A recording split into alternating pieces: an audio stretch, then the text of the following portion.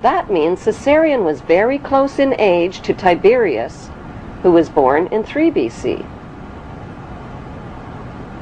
By comparing important dates in the Jewish, Muslim, and Christian holy books, there is a margin of error of at least 30 years. So what proof is there that Caesarion's half-sister Selene is in fact Mary Magdalene? They were both wealthy, they both shared the same names, they were both Hebrew, and they both lived in the same place at the same time under the same Roman rulers.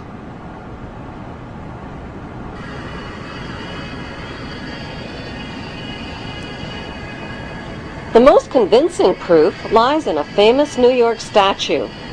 The Statue of Liberty was financed, built, and delivered to New York Harbor as a gift from the French Grand Orient Temple Masons in 1886, with a commemorative plaque for all to see.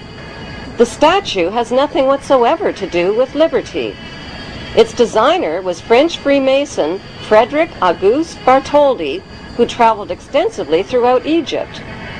Bartholdi was silent about who the woman was that served as his inspiration for the statue, but there is only one woman whose face closely matches the uniquely masculine features of the Statue of Liberty, Caesarion's half-sister Selene.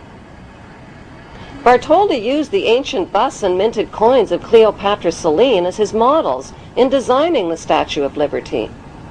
By comparing a digitized photograph of the Statue of Liberty with a bust of Cleopatra Selene, the matching identity of Mary Magdalene and Selene becomes clear. The lips, the mouth, the sharp jaw, the thick neck, the protruding ears, the prominent nose, and the masculine features are a close match.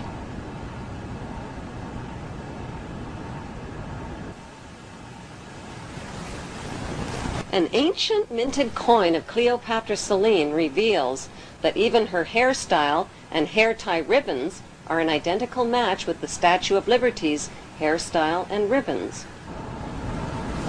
The Statue of Liberty was intentionally designed to appear pregnant beneath the folds of her robe. The implication is that Mary Magdalene had children.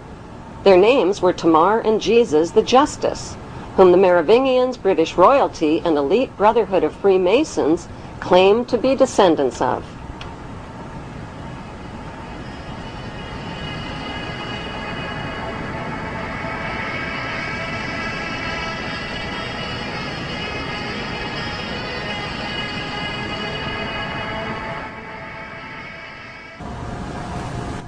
With the blur of confusing Judases, Thomases, Jameses, Marys, and Josephs found in the Bible, many researchers have been challenged by the Bible's name game and its who's who mysteries. One way of decoding the Bible is to profile the main cast of characters and create a royal genealogy chart. The connection between the lives of the main Bible characters and the lives of real historical figures line up like answers in a crossword puzzle. Far from being poor and uneducated, Jesus' inner circle of family and disciples were well-educated and well-off descendants of royalty. The disciple called Nicodemus of Bethany was in reality the son of Nicomedes IV of Bithynia. Joseph of Arimathea was in reality Joseph of Judea, an extremely wealthy tin merchant and descendant of King Zedekiah and Mattathias. The Virgin Mary of Bethany was in reality Mary of Bithynia and wife of her rich uncle Joseph of Judea.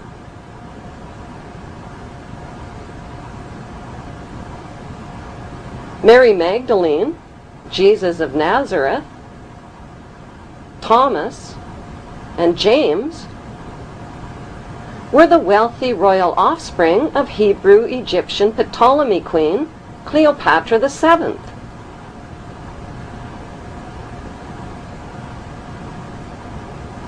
Why did the Bible alter and even omit key historical names and dates? To cover up the real Hebrew identities of the royal ruling families of Egypt and the Holy Roman Empire, whose secret religion was and still is the cult of Amun. Why in the world did first-century Jews living at the time of Jesus threaten to punish by death anyone who dared to copy, sculpt, or draw the face of Jesus and his graven image? What were they afraid of? Were they afraid perhaps he might be recognized for who he really was?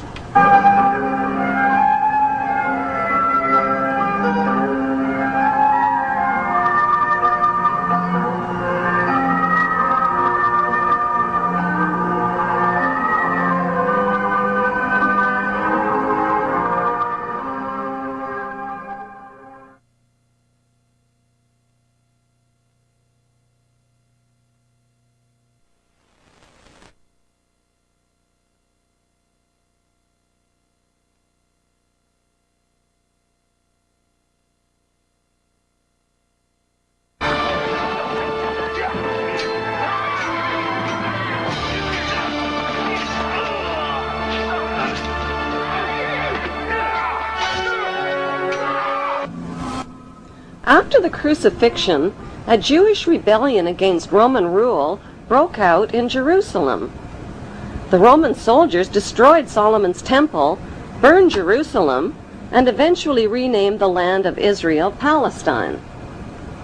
The Hebrew tribes dispersed from the land of Israel and joined together into a ferocious force of brutal seafaring warriors.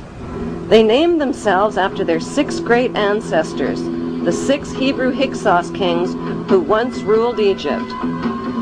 The VI in their name, Vikings, is the Roman numeral for 6. 6 kings.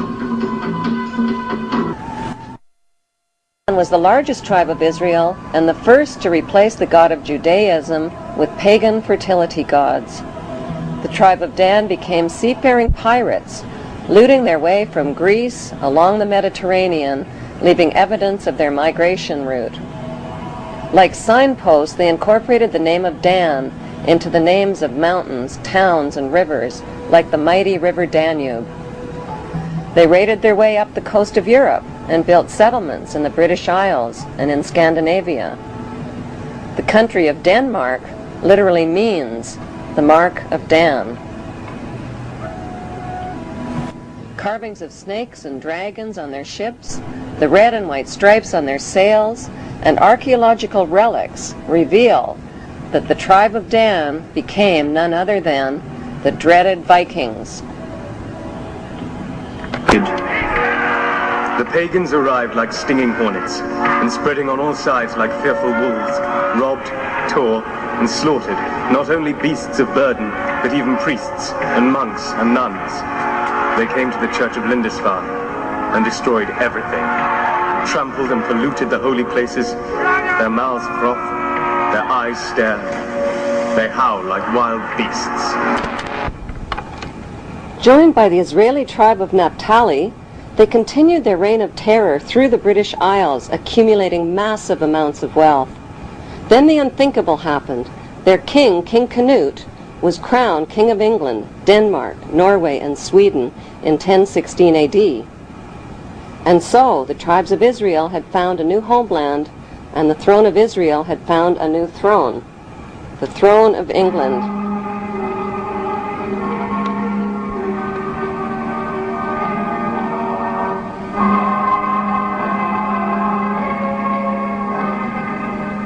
Danish royalty from the tribe of Dan intermarried and became related to almost all of the monarchies of Europe, including Queen Elizabeth of England.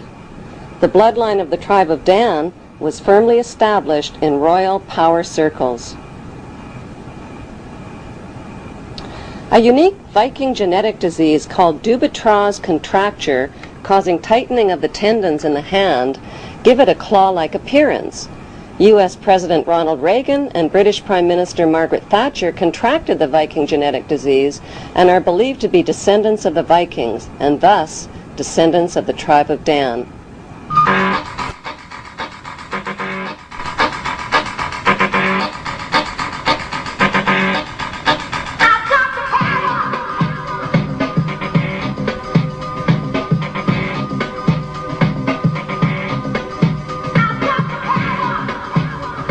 The media has misled the public into believing